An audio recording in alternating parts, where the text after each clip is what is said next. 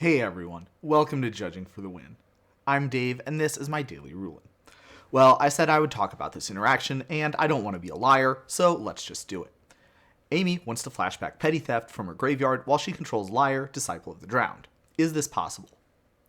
Well, I think most people watching have already probably heard the correct answer, which is that she can.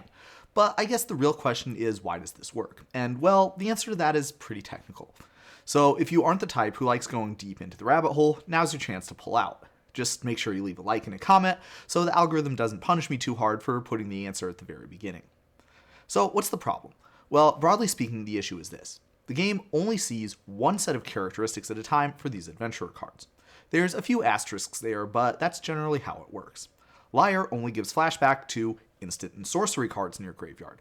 But the thing is, while in your graveyard, the adventurer cards have their default set of characteristics. That is, the characteristics of the creature side. This being the case, it doesn't seem like this trick should work. And in fact, it is the reason why some related tricks do not. For example, Snapcaster Mage targets an instant or sorcery card in your graveyard. It's not possible to use Snapcaster Mage to flashback an adventurer card because you can't target an adventurer card with its ability. They're creatures. Past in Flames gives all instant and sorcery cards in your graveyard flashback. It will not affect adventurer cards for the same reason. Okay, so how can we explain this Lier phenomenon then? To answer that, we're going to need to go into a bit more detail about the exact process that happens when you cast a spell. Longtime fans of the channel might know that the first step in this process involves moving the card that represents the spell onto the stack. A player can only do this if there's some rule or effect allowing the player to cast the spell, and if there's no rule or effect prohibiting that player from casting the spell. The game needs to have this checked before the spell actually goes onto the stack because there's a lot of weird and crazy stuff in Magic that lets you cast spells from a lot of weird and crazy places. So, there's definitely some ways you could cast the top card of your library as a spell. If the game didn't check before that card went onto the stack whether you would be able to cast the spell, people might want to try casting the top card of their library. So we'll just move it onto the stack, only to find out later that, whoops, there's no effect letting me cast the top card of my library. Well, I'll just move it back. Except now I got to look at that card, so now I know what it is. So that's why we need some kind of screening check before the spell actually goes on the stack, to stop shenanigans like that from happening. Now, this check can't be super strict or else it would lead to a lot of counterintuitive results. For example, I think most people would agree that a Void Winnower shouldn't stop you from being able to cast a Rolling Thunder just as long as you picked a suitably odd value for X. And a Steel Golem shouldn't be able to stop you from casting a Petty Theft just because it happens to be renting out some real estate from a creature card. So the way this check works is that basically any way that you could possibly cast the spell that might change its characteristics, the game will ask you how you want to cast the spell, and then note how that would change its characteristics. And it would only use those characteristics when it's seeing whether you really could cast that spell or not. Now, while that's going on, the game also considers any continuous effects that would act on the new set of characteristics. So, for instance, if you controlled a Gandalf and you were going to cast an adventurer spell that was a sorcery, the game would see that the spell that you were going to cast was a sorcery, so it would apply Gandalf's effect to that, and you would be able to cast it at instant speed.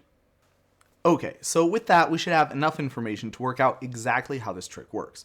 So let's go through everything step by step. First, you're going to point to that Brazen Borrower card in your graveyard, and you're going to say that you want to flash that back as a petty theft. Before you get to move the card onto the stack, the game does a check to see if you will be able to cast it. The game needs to make sure that there isn't anything prohibiting you from casting the spell this way. Well, definitely no problems there. And it needs to see some rule or effect allowing you to cast it. Based on the way that you said that you were going to cast the spell, the appropriate set of characteristics to look at when making this determination would be the ones from Petty Theft. And that's an instant. And remember, when the game does this, it can take into account continuous effects that would apply to stuff with those characteristics. So it will see that there is a continuous effect from Lier that wants to give instant cards in your graveyard flashback. So the spell that you wanted to cast passes that check just like we wanted it to. Once we've passed that check, we can move that card onto the stack. Here, it's a spell with all the characteristics of the Petty Theft half of the card. In case you're wondering, there's this rule here that says that it will still have the flashback ability even after it moves onto the stack, even though Lier says that it only applies to cards in graveyards. This rule is important anytime you're casting a card with Lier, not just an adventurer. Otherwise, how would you know what the flashback cost of the spell was supposed to be? The cool thing about being able to do this trick is that whenever any adventurer spell resolves, it gets exiled and you get to play the creature half later, and that's no different here. Flashback says the card will get exiled if we try to move it to any other zone from the stack, but guess what? If we're exiling it, Flashback doesn't have any problem with that. I think the first time that I came across this was actually with the Retrace granting emblem from Wrenn and Six, and this works exactly the same way. Ever since then, it's been a really cool interaction that stretches people's understanding of this process to the absolute limit. I guess that pretty much wraps it up, but there's one more thing that I suppose might be on some people's minds. I said before that this trick doesn't work with Past in Flames, which is correct, but maybe I might be not a little bit clear about exactly why this exact same argument that we applied with Lier wouldn't work the exact same way to Past in Flames. And I can definitely see how this might look like one of those corporate needs you to find the difference between these two cards memes, but there actually is a difference here, and that is that Past in Flames is a sorcery. See, unlike continuous effects from permanent static abilities, continuous effects from resolving spells and abilities, well, those lock in the set of objects that they apply to at one specific time, that being the point where they're resolved. When Past in Flames resolves, there's no reason the game would consider the Brazen Borrower card to be an instant, and so it is not part of the set of cards that get flashback. This is the same reason why if you play a couple of more cards after the Lier enters the battlefield, those cards will get flashback too. But if you do the same thing after resolving a Past in Flames, they will not. And that's just about it. Hopefully this explanation was helpful. If you have any other questions about how this works, put them in the comments and I'll do my best to answer them. But that's all I have for you today. How did you do?